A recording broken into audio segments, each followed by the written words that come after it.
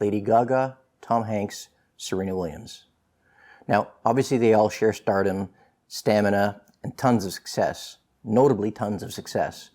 There's something else though that they share that might surprise you because they probably share it with you and with me. If you're a creative person who puts your works out to the world, you may have already guessed what I'm talking about, and that's the dreaded imposter phenomenon. In 2022, Tom Hanks shocked thousands of people when he admitted to struggling with imposter syndrome. He confessed that he had been doubting himself while working with Paul Newman on Road to Perdition. He was thinking to himself, when will they all figure out that I'm a fake? Oscar nominee, multiple Academy Award winner, Forrest Gump, Castaway, Tom Hanks admitted that he felt like a fake. But he's not alone. Numerous high achievers like Adele, Neil Gaiman, Natalie Portman, Daniel Radcliffe, and Viola Davis have all opened up about experiencing imposter syndrome throughout their remarkable careers. So what is imposter syndrome, and why is it important to talk about? Well, for starters, it's not a mental illness. All right, so that's why some people actually prefer to call it the imposter phenomenon. The imposter phenomenon is that nagging feeling we feel as creative people in the backs of our minds, saying that maybe we don't really deserve the success we have. So the most important thing to remember about imposter phenomenon is it's not about your accomplishments. It's not a question of whether or not you have accomplished, but it's a question about whether you yourself can accept that you deserve credit for your accomplishments. Now, as a creative person, there's quite a good possibility that you have an inkling if you experience the imposter syndrome. But the thing is, you may not realize just how much it affects our creativity. And that's why it's important to delve a little deeper, in my opinion. So if you're wondering, am I dealing with imposter syndrome? There are 5 questions you can ask yourself to help you figure it out. 1. Do you belittle your achievements? 2. Do you expect perfection 100% of the time for yourself? And do you agonize over every little detail that you think is not perfect? 3. Do you fear success and failure both? 4. Does it make you squirm when people praise your work? And 5, do you attribute your accomplishments to mere good luck? Were you just at the right place at the right time? Now, obviously, everyone feels some of these things some of the time, of course. But what we're looking for is a trend.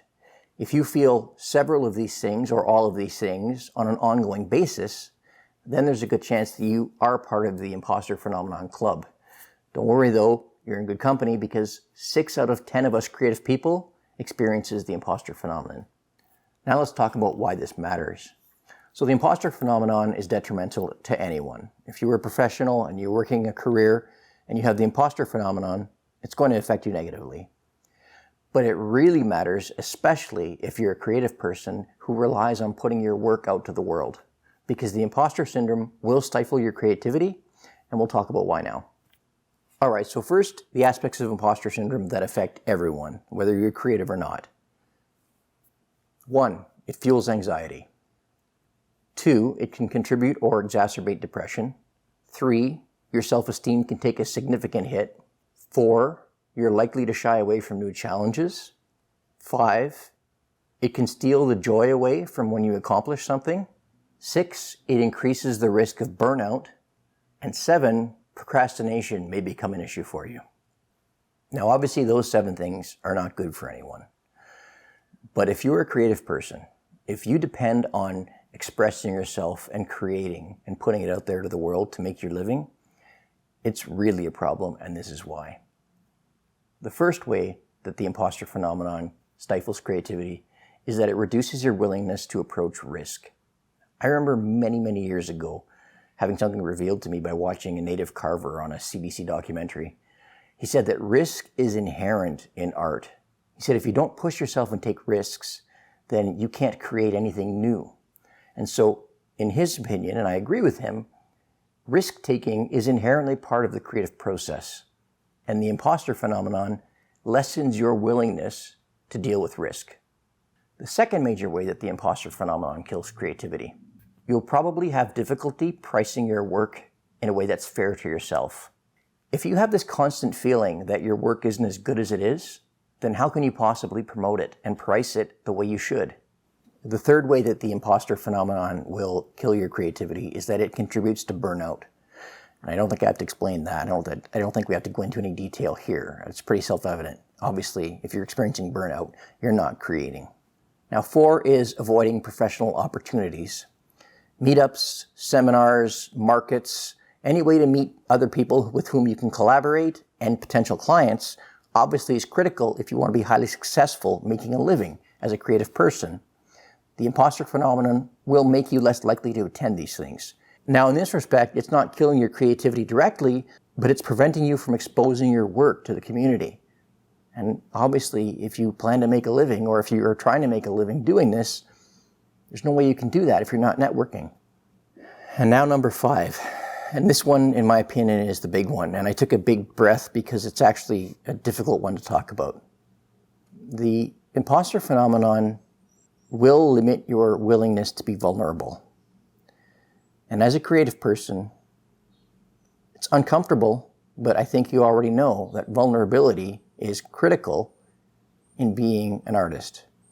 Putting your creative works out there, no matter what they are, musical, visual, doesn't matter. In doing so, you're bearing your soul to some extent. You're showing people some of your deepest feelings, opinions, values, fears, desires. That vulnerability, the courage to be vulnerable, is what makes you distinct from anyone else as a creative person. It's what elevates art to great art. It's what shows people this is who I really am. And it can be terrifying to do that, but it's when you do your best work. It's when people recognize just how good your work is. The imposter phenomenon takes away your courage to be vulnerable. And being vulnerable, that's what allows you to show the world what you can really do. Here's the thing though, we actually can combat the imposter syndrome. There actually are strategies that we can use to mitigate this self-doubt. So number 1, recognize the syndrome. Just acknowledging that you're experiencing the imposter phenomenon is the first step toward overcoming it. Understanding that these feelings aren't rational allows you to challenge them. 2, to avoid disappointment, establish achievable goals for yourself, goals that align with your abilities and your resources. This helps you ensure that your goals are attainable and keeps you motivated throughout your journey.